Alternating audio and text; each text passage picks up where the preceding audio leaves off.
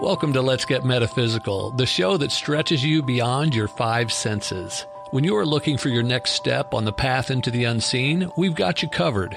Join epic adventure seekers and level up your game with your host, reality magician, Allie Bierman. Greetings, epic adventure seekers. I'm Allie Bierman, and you're joining us here today for Let's Get Metaphysical, connecting heart and mind.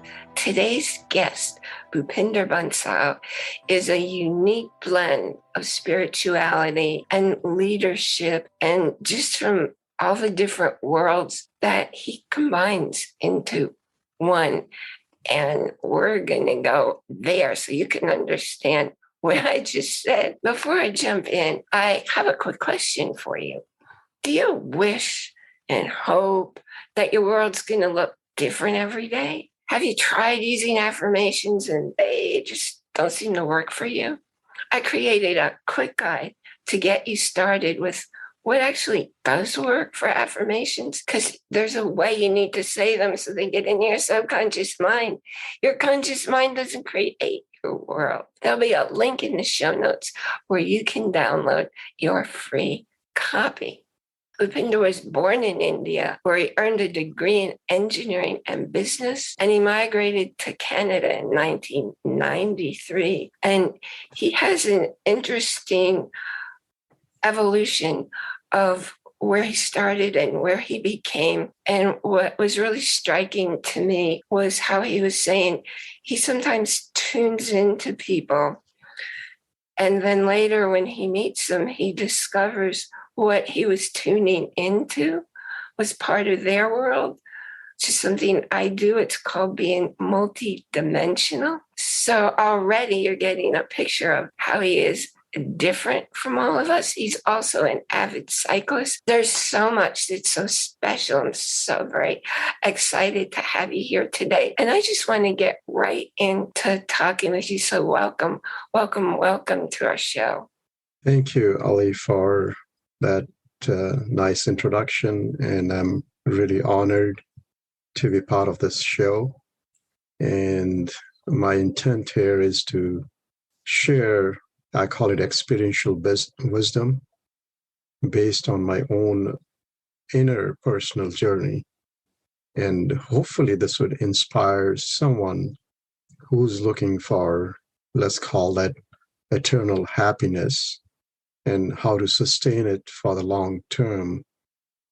And isn't that what we all seeking directly or indirectly?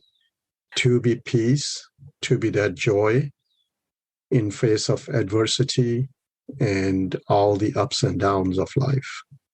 And I first met you in the Wisdom app, and you just have so very much wisdom. And you were telling me about your book, The Tree of Life, and so many cultures have a tree of life, and yours is quite unique.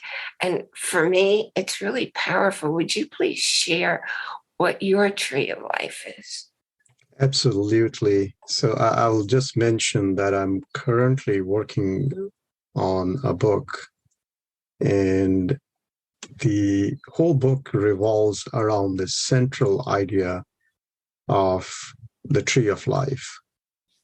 And you can imagine a tree, and the crown of the tree, the leaves and the fruits, let's call it the wealth, wellness.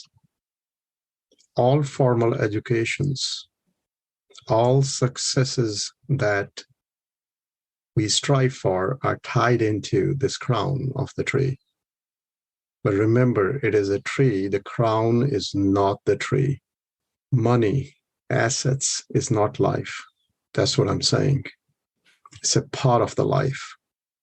And for a crown to be healthy, the branches to which the leaves, the fruits, everything are tied needs to be healthy. So those branches represent physical wellness. So if I am not taking care of my own physical body by feeding it right foods filled with nourishment, then It's like I'm not taking care of my car. It'll be broken too often. It'll end up in the mechanic's garage. And then this car, this body will not serve me. It is very important, no matter if you're in the corporate world, if you're in the spiritual world, or if you're just having fun. And then these branches are attached to a trunk. And if the trunk is not healthy, and let's call the trunk, or the trunk represents mental wealth, I call it, not even wellness, it's a wealth. And if the trunk is not robust, then in face of adversities, we shake. And our prayers turns into changing the world outside of us.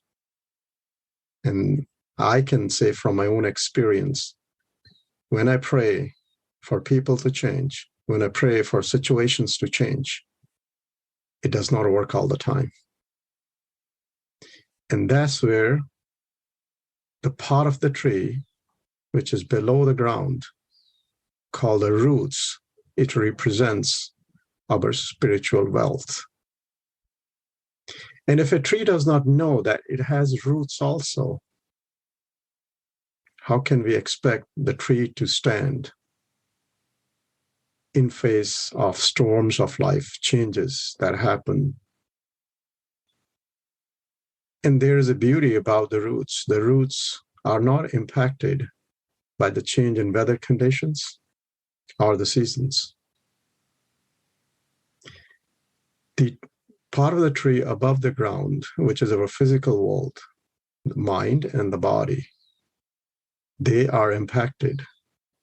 They fluctuate. They are bound to fluctuate.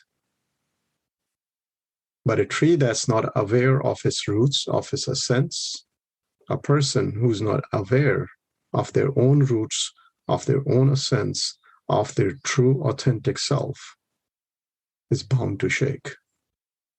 For them, happiness is impermanent, so is pain. Seasonal.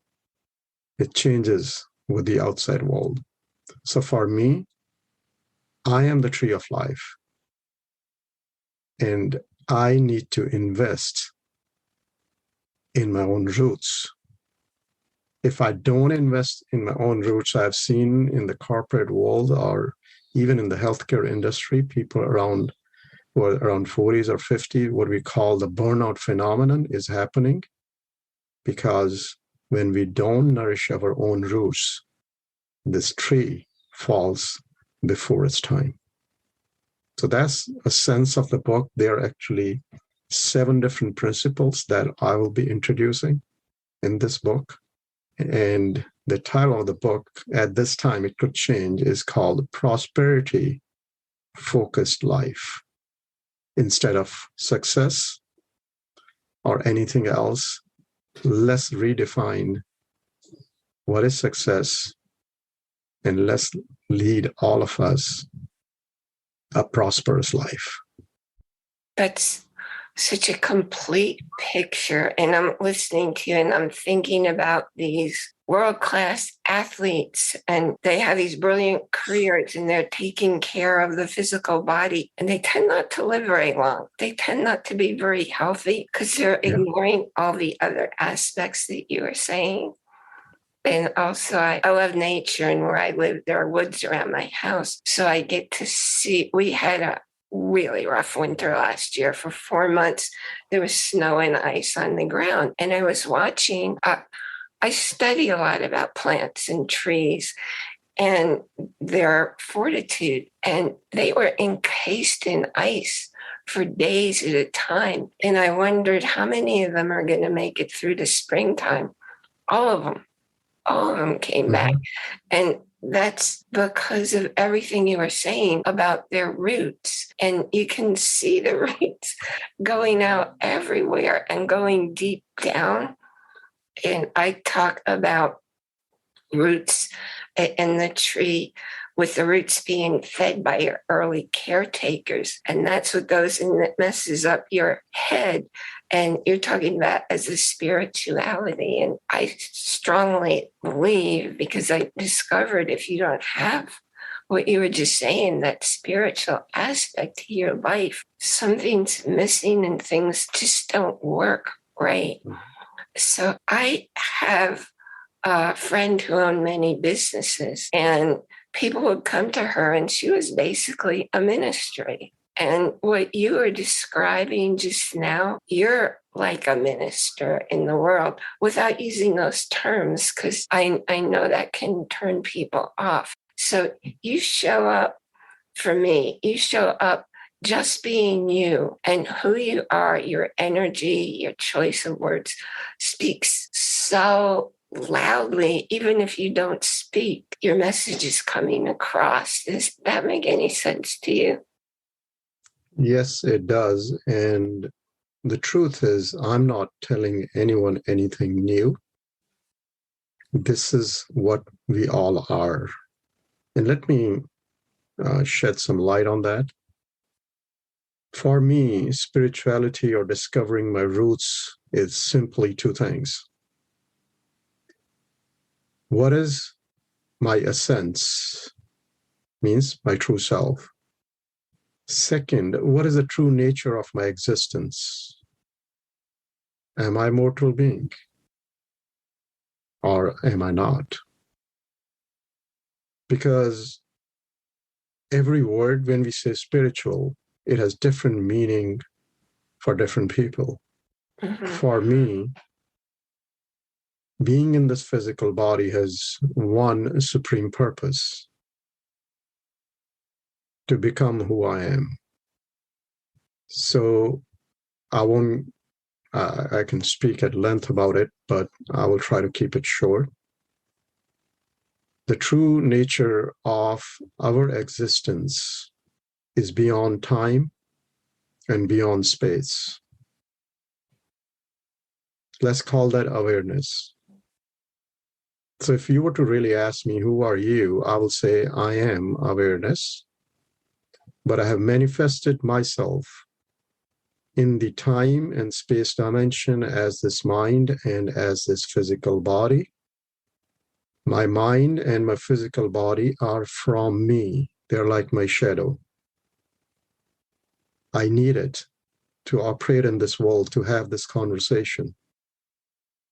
So my mind and my body are my manifestations. They are for me, from me, but not me. So someone could disagree with these words, but it should not offend me if I remain rooted in myself. The true nature of existence of all beings is the same.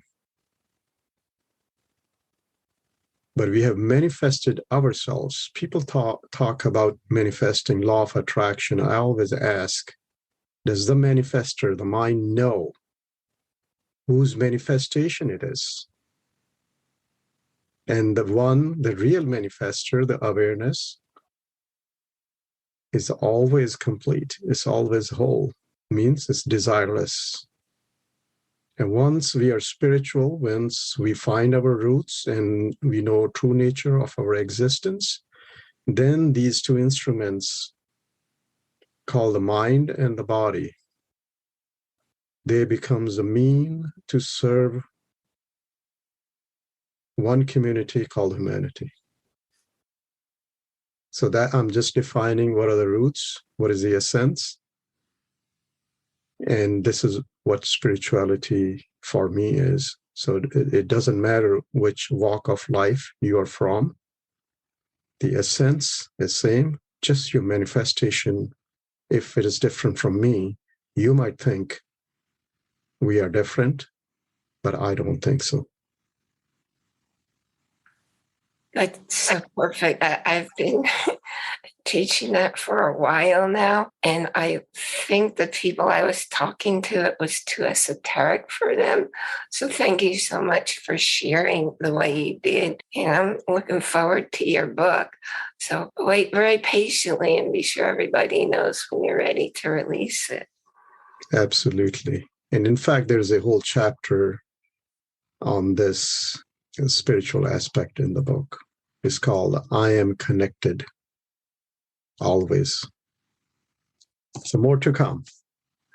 Yeah, that's it's interesting that the fact that there's only one energy and everything in the cosmos is that one energy. And I'm in a class that's very, I think it's for very left brain people, but the person teaching it he speaks the left brain language, so people listen to him, but he just expressed how we're all the same energy in our last class. And I didn't see anybody making faces. And I thought, wow, the message is getting out there. And it's true that with the next generations, with each succeeding generation, more and more people are, I like to use the word awakening. I don't know if there's a better word, but since you shared so beautifully and deeply about what your book and your philosophy of life is, I'm wondering, would you share one of your poems with us, please? Yeah, I can share a poem. And before I share the poem, I really want to give a little background here. Okay. I didn't choose to write poetry. I didn't choose to be an author. Let's call it, these are the spontaneous fruits on my inner journey. And poetry for me is more of a way to document my inner journey. And each word is like a footstep.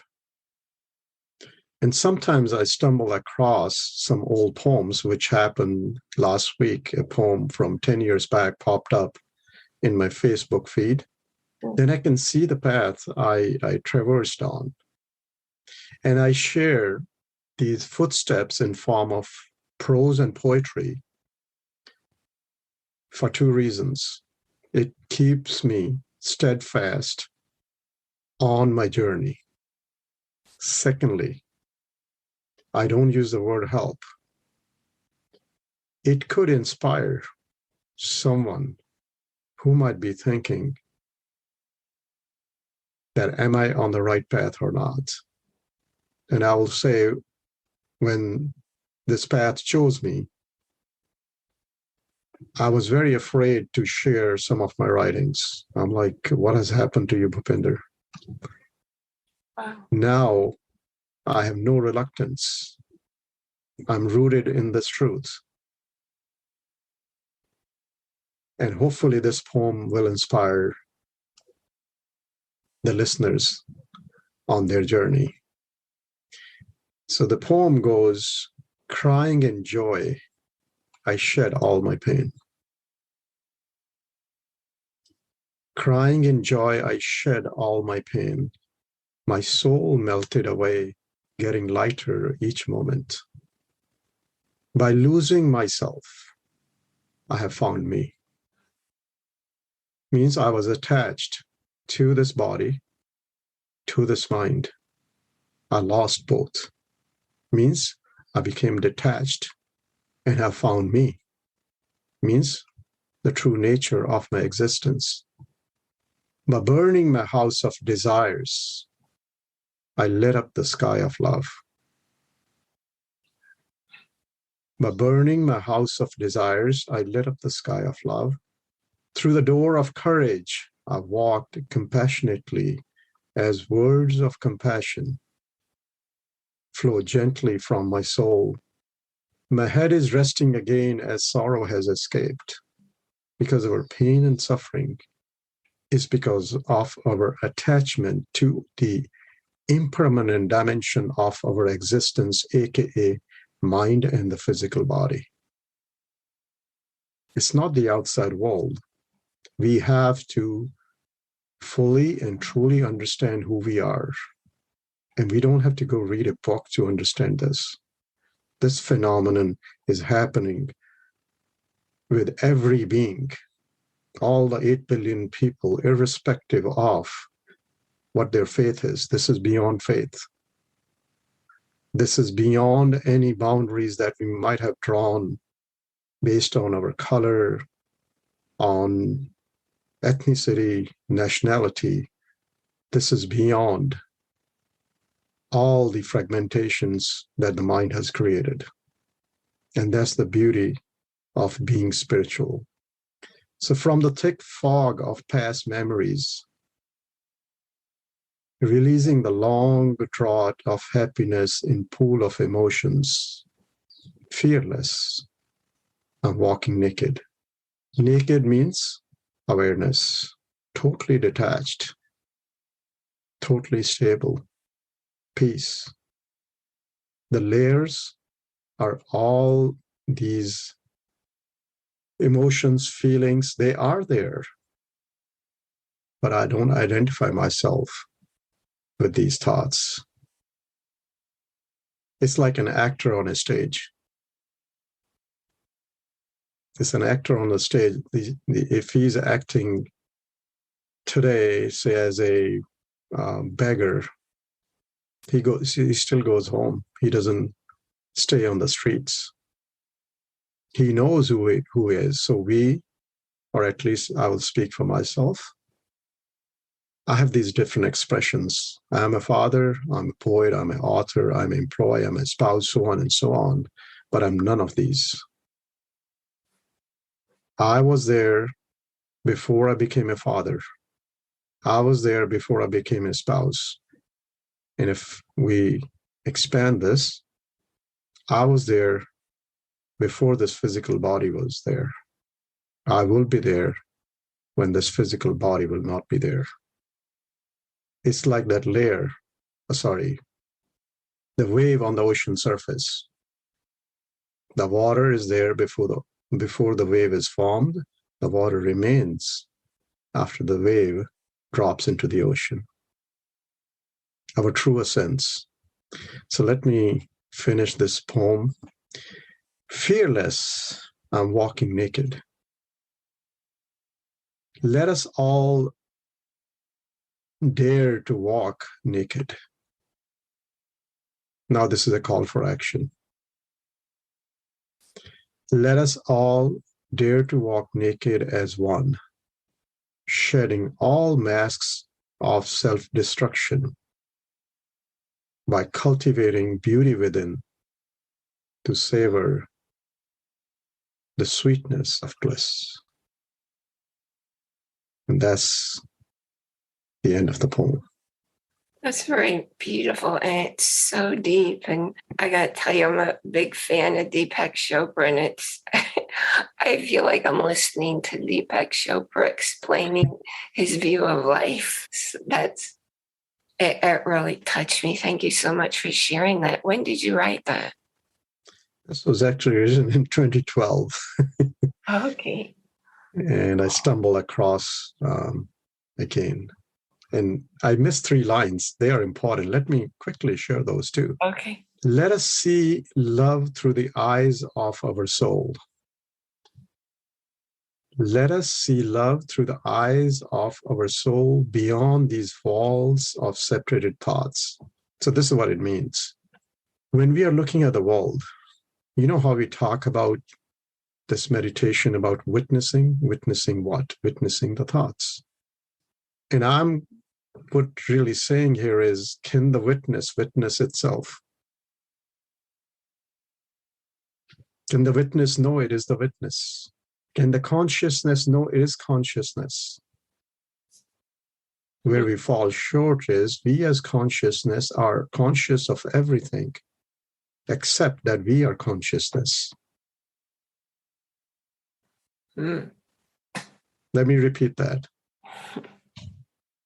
We are say mindful, being conscious, being aware. The question is of what? Of everything. But what about being conscious that I'm consciousness? So the one who's looking through the mind, who is that? And the walls of separation, we are looking at this world through our memory, through the mind.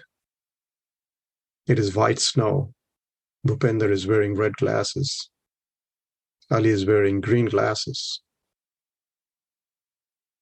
That color is we are standing behind the mind, the witness.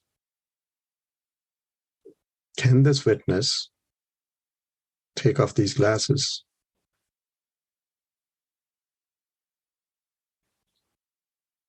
That is seeing the world through the eyes of the soul, without any of the past, being here now.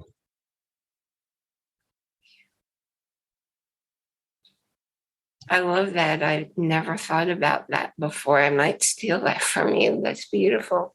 And it's so clear. It's easy to understand. Yes, and you mentioned earlier, I'm trained engineer. I was trained to use the left side of my brain. I did very well. When poetry happened, it was like visualization, using metaphors to explain what is beyond the grasp of the mind, left side of the brain. I believe in metaphors. Now you're bringing something that's truly abstract. And I know I will still fail. The reason I say that is if I had gone to a garden and smelled a rose on this nice rose bush, and I come here and I start telling the audience through the words, start talking about the fragrance, will any of the audiences who are listening get the fragrance? No. I cannot bring that fragrance here. But it might inspire someone. Oh, Bhupinder was describing so joyfully that fragrance. Maybe it's time for me to go to that garden. The garden is our true self. I can't really wait for your book. I love the way you express everything. And it's amazing because you use metaphors that I haven't read elsewhere, because all these people who teach something similar, you say it differently. So an audience that hasn't responded to them yet, they're waiting for you. Thank you. Thank you. And I'm here honestly to share this fragrance. Let's call it that. Call it wisdom. And I truly believe each one of us have this ocean of wisdom within us. So I'm saying we don't have to follow anyone, but we can get inspired by someone, because we each, again, another metaphor, you're going to love this one. There is one sun, and then there are millions or billion rays of light. And all of them are always attached to the sun, never separated. Me and you are two rays of light. And if I'm looking for light, I'm looking for the light means that happiness outside of me. I'm not going to find it. Can Ali give that light to Bhupinder? No, Bhupinder already has it, but Ali can say where to go find it. This is the way I see it. Wisdom cannot be given to anyone because everyone here has the wisdom, but they've been told you have to find that from a book, you have to find that from that person. No, they're all telling you, look within yourself. In fact, that light itself is the sun. So how you can be separated from the source? You might try, but you cannot. You will cease to exist the moment you, as a ray of light, think the sun is somewhere else, I'm here.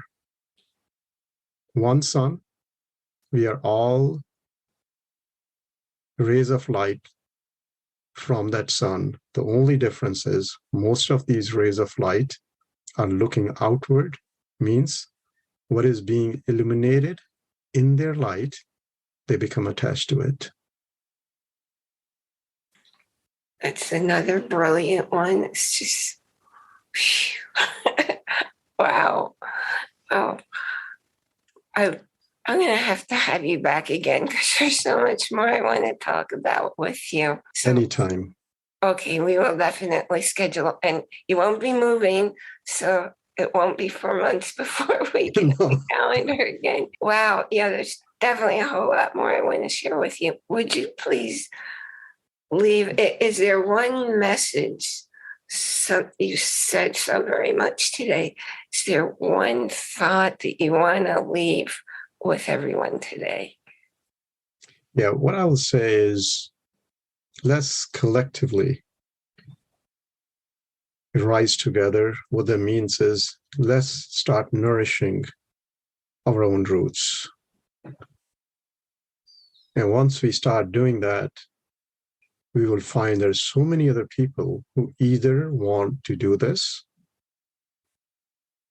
or they think they are doing something abnormal. And second part, remember that the part of the tree above the ground, the material world, can never be separated from the roots, from spirituality. They're one and the same. If you think you won't be good enough for this physical world, you're mistaken. You have not fully experimented with it.